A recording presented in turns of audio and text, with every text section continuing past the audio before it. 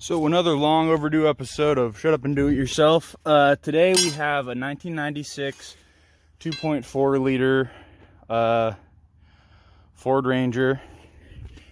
I've had issues with the power, with the gearbox, the power steering box leaking like crazy, and I've actually had to change the timing belt twice now because it leaked on the timing belt, and then the timing belt slipped, and then it broke.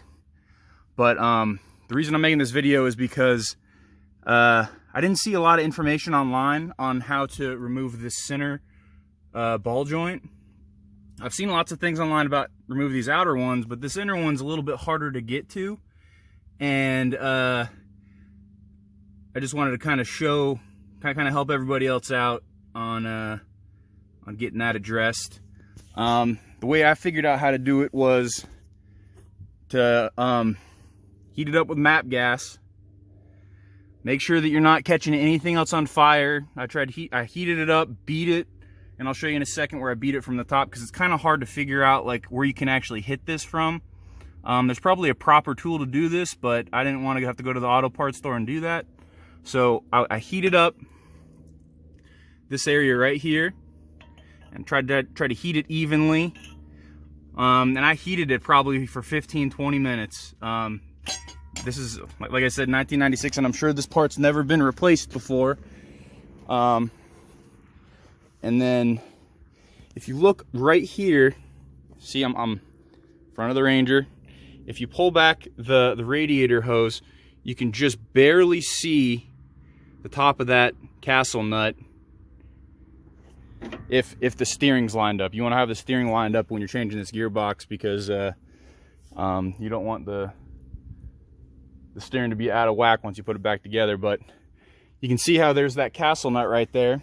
And then I have this piece of rod, like steel stock, and if you slide it right behind that radiator, you can get it right on that. I don't know if you can see that. You can get it right on that castle nut. And I wouldn't even try, like, having done this, I wouldn't even try to start hitting it until you heated this thing up for a good 15-20 minutes. Not even exaggerating. You want that thing to be white hot, and just be very careful not to ignite anything else down here.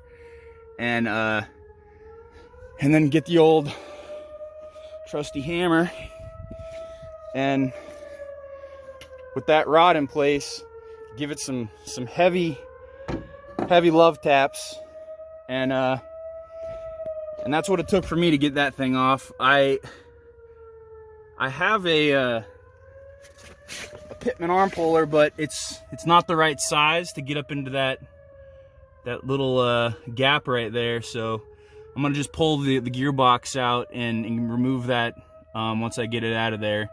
I have another one that I'm gonna replace it with, but the main purpose of this video was just to give you kind of a walkthrough on getting that center ball joint out, because I was searching through the forums and I didn't really find anything, so I figured I'd give someone else a little advice, because I always appreciate it whenever people put that information out there. But appreciate you watching, and best of luck, and shut up and do it yourself.